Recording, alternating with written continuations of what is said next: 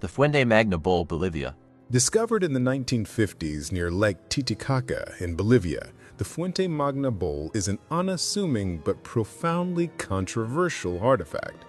This large ceramic bowl, featuring intricate carvings of human and animal figures, holds a secret that challenges the very foundation of world history. Engraved into its interior are not one, but two distinct sets of ancient scripts. While one appears to be a local Proto-Pucara or Tiahuanaco script, the second set of symbols bears a startling resemblance to writing systems from thousands of miles away. The script on the interior rim of the bowl appears to be a form of cuneiform, and some researchers have suggested parallels with Proto-Sumerian script dating to the 3rd millennium BCE in Mesopotamia. If confirmed as genuine, decipherable Sumerian writing, this bowl would be physical evidence of pre-Columbian transoceanic contact between civilizations separated by the Atlantic and Pacific Oceans. It would mean that ancient peoples from the Fertile Crescent somehow traveled to the Andes long before the arrival of Columbus, completely overturning established timelines of migration and cultural exchange. Unsurprisingly, the bowl is one of archaeology's most intensely debated out-of-place artifacts.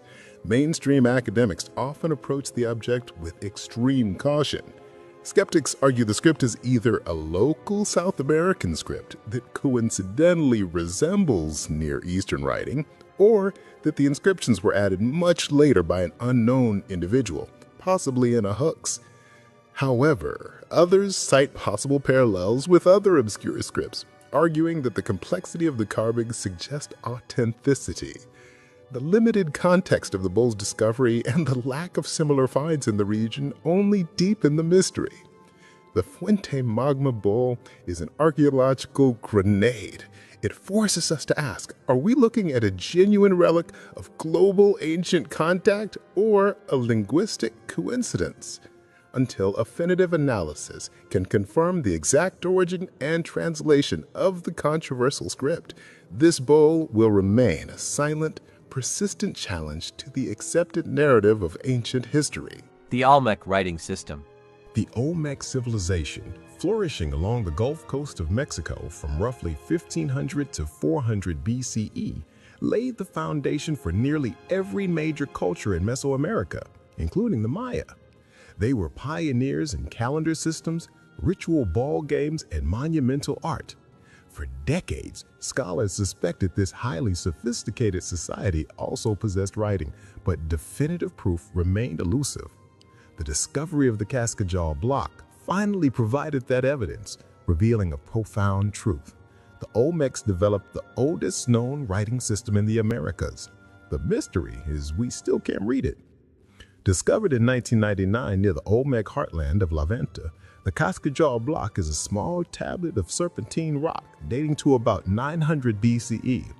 It contains 62 distinct glyphs, arranged in organized rows and sequences, strongly suggesting a system used to convey complex linguistic information. The symbols depict objects found in nature, like insects, corn cobs, and stylized human features. The repeating nature of the symbols and their structured arrangement are consistent with true writing, placing the Olmecs centuries ahead of the Zapotecs and early Maya in terms of literacy. Despite its importance, the Olmec writing system remains completely undeciphered. Unlike Egyptian or Maya glyphs, where researchers have thousands of examples, the Olmec writing is extremely rare. The Cascajal block is the only lengthy example of this script, which gives linguists virtually nothing to use for comparison or statistical analysis. The rarity means we don't know the underlying language or the grammatical structure. This absence is the ultimate barrier to unlocking the inner secrets of Mesoamerica's mother culture.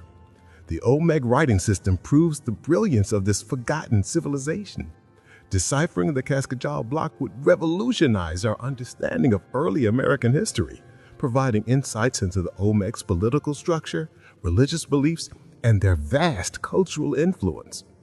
Until a new text is discovered, the key to the Olmec world remains locked in those 62 beautiful, silent symbols. The Phaistos Disc. In 1908, during excavations at the Minoan Palace of Phaistos on the island of Crete, archaeologists uncovered an artifact so unique, so perplexing, that it instantly became one of history's greatest unsolved mysteries. This is the Phaistos Disc, a baked clay disc roughly 6 inches in diameter, covered on both sides with a spiral sequence of hieroglyphic-like symbols. Dating back to around 1700 BCE, its purpose, its language, and its meaning are completely unknown. The disc is a singular, spectacular enigma that seems to have no origin or parallel. The most extraordinary feature of the Phaistos disc is not the script itself, but the method of its creation.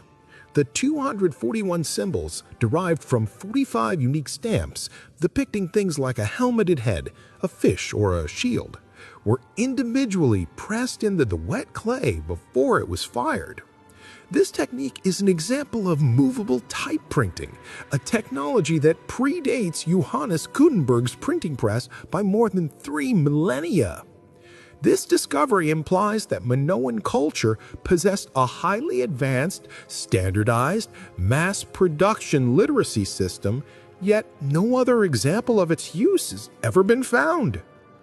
Theories attempting to translate the disc are vast and varied. Scholars have tried to link the script to everything from Minoan Linear A and Linear B to Luvian, Egyptian, and even Phrygian. Proposals range from the simple, it's a religious prayer to a goddess or a battle roster, to the complex, it's a celestial calendar, a geometric theorem, or even a board game. The problem is simple. Without a larger corpus of text or a bilingual Rosetta Stone, any proposed translation remains purely speculative and impossible to prove. The Phaistos Disc is a ghost in the machine of Minoan archaeology. It hints at a level of technological, intellectual sophistication that we cannot verify. It remains a precious, unique artifact, perpetually guarding its secrets and representing a baffling leap in ancient communication technology. The Great Zimbabwe Bird Figures. From the 11th to the 15th centuries CE, a powerful kingdom flourished in southern Africa, centered around the incredible stone city of Great Zimbabwe. This city, built without mortar, was a hub of trade and influence. Inside its monumental enclosure, archaeologists found one of the region's most significant and enduring mysteries: the Great Zimbabwe Bird Figures. Carved from soapstone, these 8 statues stood atop monoliths and are unlike anything else in African art. They are the central symbol of modern Zimbabwe, yet their ancient meaning and purpose remain fiercely debated. Each bird is unique, standing over a foot tall, but they all share highly stylized, almost fantastical features. They possess the body and powerful talons of an eagle or a raptor, but also exhibit strikingly human characteristics, such as toes on the feet and distinct full lips. These strange composite features indicate that the birds represent a potent royal or religious symbol, rather than a mere decorative object. They likely embody the spirit of the king, a sacred ancestor, or a divine intermediary. Scholars widely agree the birds were associated with the powerful Shona ancestors of the people who built Great Zimbabwe. But which bird? The most common interpretation is the bateleur eagle, a powerful bird associated with prophetic knowledge. Other theories suggest the birds represent the fish eagle, or a mystical creature altogether. Their placement high on pillars in the great enclosure confirms their role as sacred protectors, perhaps used in rituals related to kingship, ancestral veneration, and guaranteeing the prosperity of the wealthy trading state. The Great Zimbabwe birds are tangible links to a brilliant but largely unrecorded civilization. They are silent sentinels whose true identity, be it ancestor, spirit, or divine messenger, is a secret locked within the oral histories and lost rituals of a kingdom that fell into silence centuries ago. The Serpent Mound, Ohio, USA.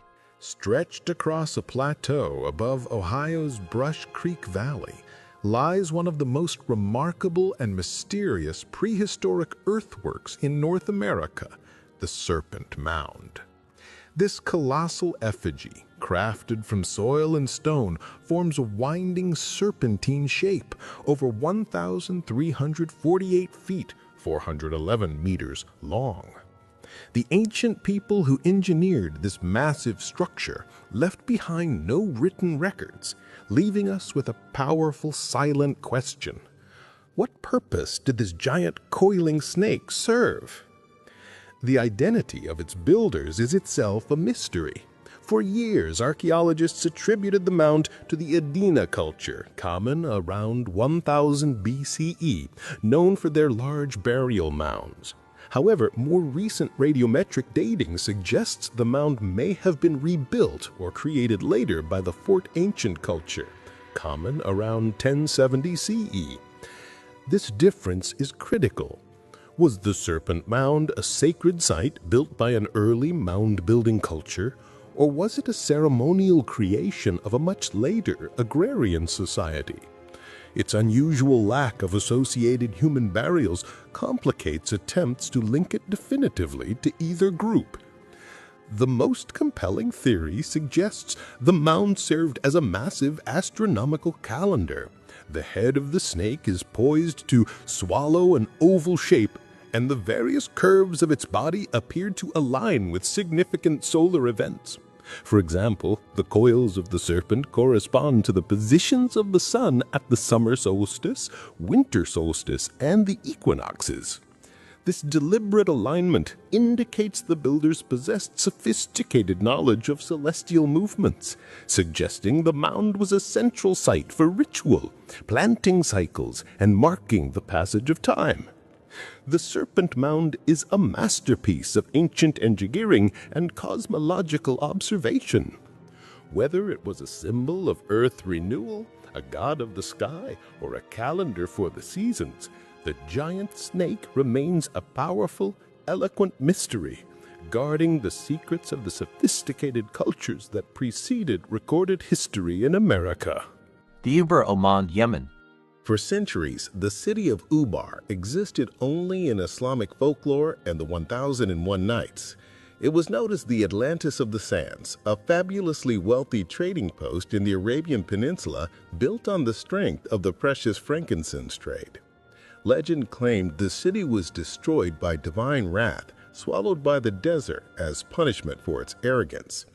Its true location remained a ghost on the map until the early 1990s, when a combination of modern science and archaeology finally revealed its ruins.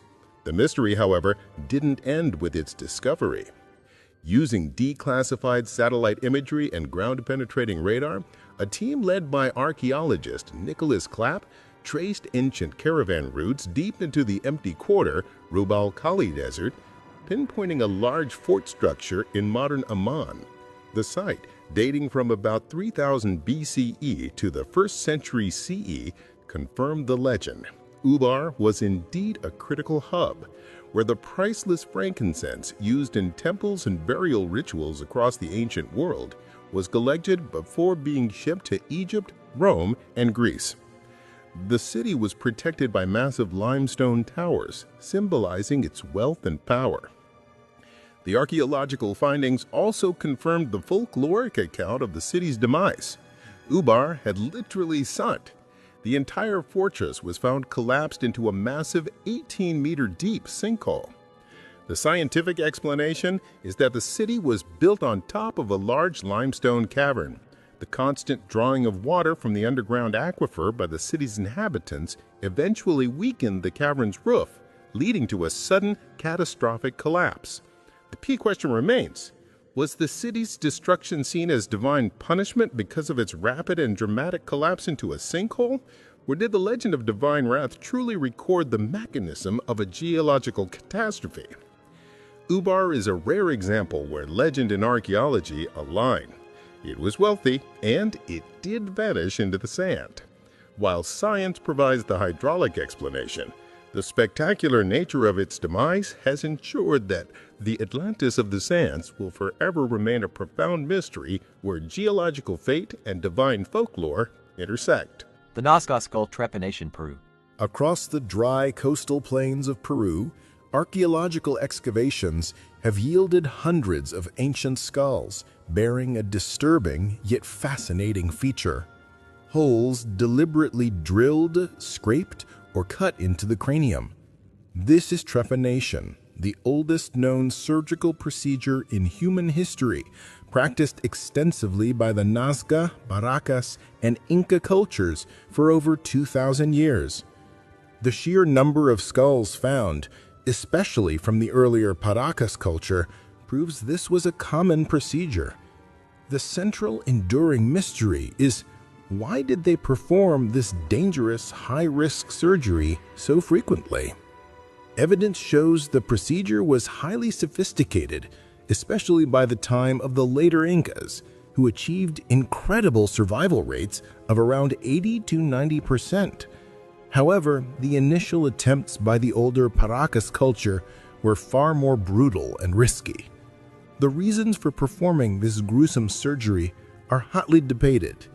The most common theories suggest it was done to relieve intracranial pressure after head wounds, common in warfare, to treat persistent conditions like migraines or epilepsy, or perhaps to relieve infections.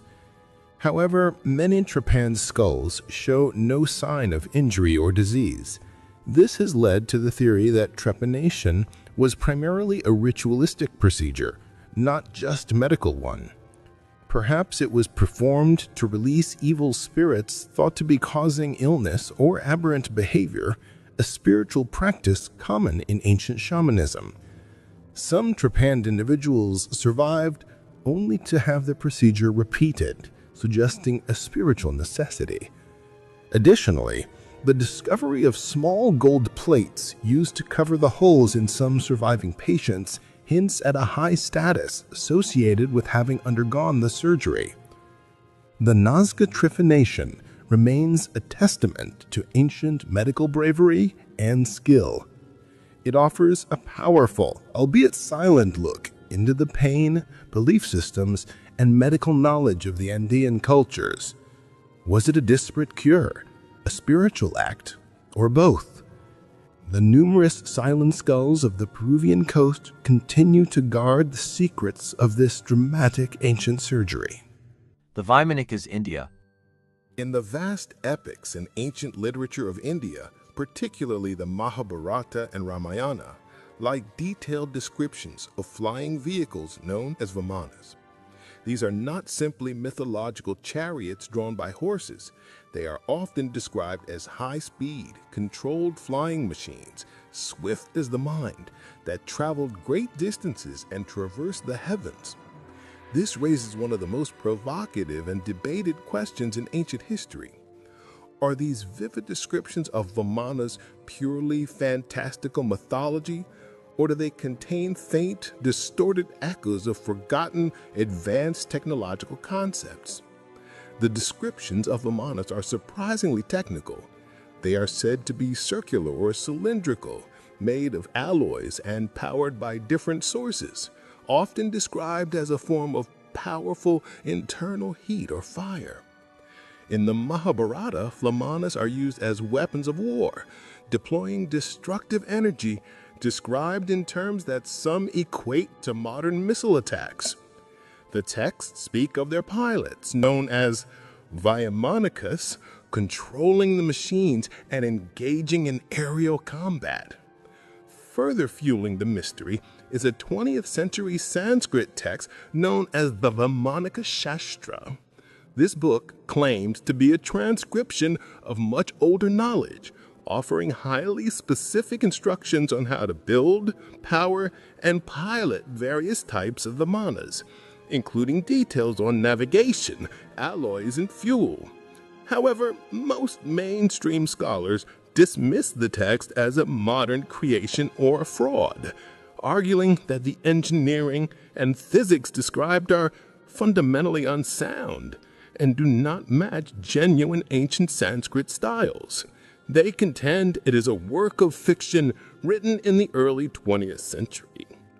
Whether the Vimanas were real machines or simply products of a boundless mythological imagination, they hold a powerful place in the ancient Indian consciousness.